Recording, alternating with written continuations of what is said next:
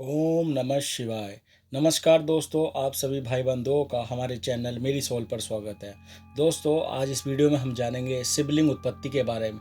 कहाँ और कैसे शिवलिंग की उत्पत्ति हुई, क्या आप जानते हैं ये सब शिव से जुड़े हुए रहस्यों के बारे में। धार्मिक शास्त्रों में भगवान शिव के शिवलिंग का महत्व बताया गया है। शिवलिंग को इस ब्रह्मांड का प्रतीक माना जाता है। भगवान शिव को भक्त शिव शंकर, कपाली, नटराज समेत कई नामों से पुकारते हैं। भगवान शिव की महिमा अपरंपार है। हिंदू धर्म में भगवान शिव की मूर्ति व शिवलिंग दोनों की पूजा का विधान है। कहते हैं जो भी भक्त भगवान शिव की सच्ची श्रद्धा से पूजा अर्चना करता है उसकी हर मनोकामना पूर्ण होती है। धार्मिक शास्त्रों में शिवलिंग का महत्व बताया गया। शिवलिंग को इस ब्रह्मांड का प्रतीक माना जाता है। तो चलिए जानते हैं शिवलिंग की उत्पत्ति के बारे में। कैसे हुई शिवलिंग की उत्पत्ति। पौराणिक कथाओं के अनुसार सृष्टि बनने के बाद भगवान विष्णु और ब्रह्मा जी में युद्ध होता रहा। दोनों खुद को सबसे अधिक शक्तिशाली सिद्ध करने में लगे थे। इस दौरान आकाश में एक चमकीला पत्थर गिरा और आकाशवाणी हुई कि इस पत्थर का जो भी अंत ढूंढ लेगा वह सबसे ज्यादा शक्तिशाली माना जाएगा। मान्यता है कि वह पत्थर शिवलिंग ही था। पत्थर का अंत ढूंढने के लिए भगवान विष्णु नीचे तो भगवान ब्रह्मा ऊपर चले गए, परंतु दोनों को ही अंत नहीं मिला। तब भगवान विष्णु ने स्वयं हार मान ली, लेकिन ब्रह्मा जी ने सोचा कि अगर मैं भी हार मान लूंगा तो विष्णु को ज्यादा शक्तिशाली समझा जाएगा। इसलिए ब्रह्मा जी ने कह दिया कि उनको पत्थर का अंत मिल गया है। इसी बीच फिर आकाशवाणी हुई कि मैं शिवलिंग हूँ और मेरा ना कोई अंत है और ना ही कोई शुरुआत। और उसी समय भगवान शिव प्रकट हुए। शिवलिंग का अर्थ शिवलिंग दो शब्दों से बना, शिव व लिंग, जहाँ शिव का अर्थ है कल्याणकारी और लिंग का अर्थ है सर्जन। शिवलिंग के दो प्रकार हैं, पहला ज्योतिर्लिंग और दूसरा पारद लिंग। ज्योतिर्लिंग को इस पूरे ब्रह्मांड का प्रतीक माना जाता है। ज्योतिर्लिंग की उत्पत्ति को लेकर कई कथाएं प्रचलित हैं।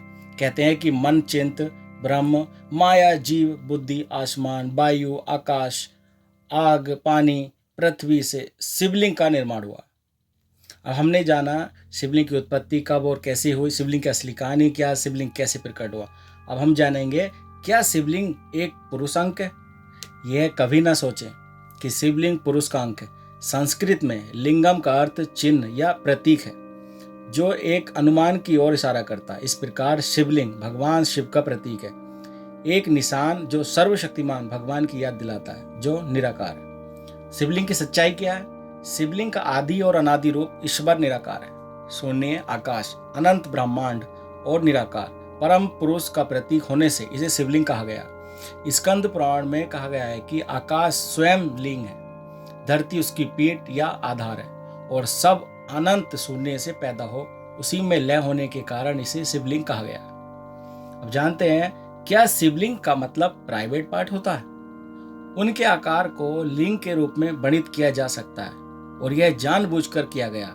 लिंगम योनि के साथ, जिसका अनुवाद गर्भ या योनि भग होता है, रचनात्मक शक्ति के प्रतीक के रूप में प्रयोग किया जाता है। योनि शब्द योनि शिव की पत्नी शक्ति से जुड़ी है, जिसे आमतौर पर पार्वती या सती के रूप में भी जाना जाता है। अब जानते हैं महिलाओं को शिवलिंग छूना क्यों वर्जित है।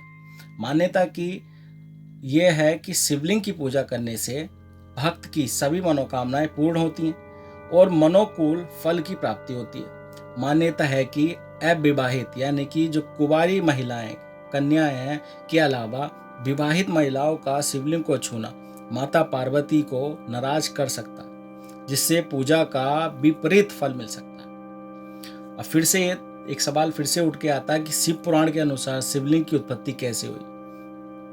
शिव पुराण के अनुसार एक बार ब्रह्मा जी और विष्णु जी ने भगवान शिव से प्रार्थना की और कहा कि वह लिंग रूप में प्रकट हो, ताकि इस स्वरूप को हम उनकी किसी तरह से पूजा की जा सके। ब्रह्मा जी और विष्णु के कहने पर भगवान शिव शिवलिंग के रूप में प्रकट हुए। इससे विष्णु भगवान और ब्रह्मा देव ने पूजा की। क्या पीरियड्स के दौरान लड़कियां शिवलिंग को छू सकती हैं। कृपया सभी दिनों में शिवलिंग की पूजा करें। मासिक धर्म शरीर का एक सामान्य कार्य है, जो शरीर के अन्य कार्यों के समान ही है। सर्दियों में संस्कृतियों ने इसे अज्ञात कारणों से अशुद्ध माना है कोई भी इस बात का तर्क संगत स्पष्टीकरण नहीं दे सकता कि एक महिला अपने मासिक धर्म के दिनों में प्रार्थना या पूजा नहीं कर सकती। अब जानते हैं स्त्रियों को शिवलिंग की पूजा क्यों नहीं करनी चाहिए। भगवान शंकर के ध्यान के दौरान इस बात का ध्यान रखा जाता है कि कोई देवी या अप्सरा भगवान के ध्यान में विघ्न न डाले, इसलिए कुंवारी लड़कियों को शिवलिंग को छूने के लिए मना किया जाता है। भगवान शिव की तपस्या में विघ्न डालना अनुचित माना जाता है, इसलिए शास्त्रों में अविवाहित महिलाओं को शिवलिंग को छूने से मना किया गया। फिर से सवाल आया एक, शिवलिंग का निर्माण कैसे हुआ था। भगवान ब्रह्मा और भगवान विष्णु की आराधना से प्रसन्न होकर उस लिंग से भगवान शिव प्रकट हुए और सद्बुद्धि का वरदान दिया। देवों को वरदान देकर भगवान शिव चले गए और एक शिवलिंग के रूप में स्थापित हो गए। यही भगवान शिव का पहला शिवलिंग माना गया। सबसे पहले भगवान ब्रह्मा और विष्णु ने शिव के उस लिंग की पूजा अर्चना की है। चलिए अब बात करते हैं शिवलिंग का प्रकार। शिवलिंग कितने प्रकार के, यानी टाइप्स ऑफ शिवलिंग।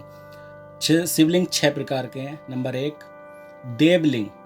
जिस शिवलिंग को देवताओं द्वारा स्थापित किया हो उससे देवलिंग के नाम से पुकारा जाता है। वर्तमान में मूल एवं पारंपरिक रूप से इस प्रकार के शिवलिंग देवताओं के लिए पूजित हैं। नंबर 2, असुरलिंग। असुरों द्वारा जिस शिवलिंग को पूजा जाता है वह असुरलिंग कहलाता है। रावण ने भी ऐसे ही एक शिवलिंग की स्थापना करी थी। रावण की तरह ही एक अनेक असुर थे जो भगवान शिव के भक्त थे और भगवान शिव कभी अपने भक्तों में भेदभाव नहीं करते थे। नंबर 3, अर्शलिंग। पुराने समय में ऋषि मुनियों द्वारा जिन शिवलिंगों की पूजा की जाती थी वे अर्शलिंग कहलाते थे। नंबर 4, पुराणलिंग। पौराणिक युग में व्यक्तियों द्वारा स्थापित किए गए शिवलिंगों को पुराण लिंग के नाम से जाना गया। नंबर 5, मानव शिवलिंग। वर्तमान में मानवों द्वारा निर्मित भगवान शिव के प्रतीक शिवलिंग मानव निर्मित शिवलिंग कहलाए। नंबर 6, स्वयंभूलिंग। भगवान शिव किसी कारण जिस स्थान पर स्वयं ही लिंग के रूप में प्रकट हुए, इस प्रकार के शिवलिंग स्वयंभूलिंग कहलाए। दोस्तों, इस वीडियो में हमने जाना कि शिवलिंग की उत्पत्ति कैसे हुई, शिवलिंग का निर्माण कैसे हुआ, शिवलिंग क्या है और साथ ही शिवलिंग के प्रकार। दोस्तों, वीडियो अगर पसंद आई तो उसको लाइक करें, चैनल को सब्सक्राइब करें। चलिए मिलते हैं अपनी आने वाली और वीडियो के साथ। तब तक अपना ख्याल रखिए, सुरक्षित रहिए। जय शिव शंकर, जय भोलेनाथ।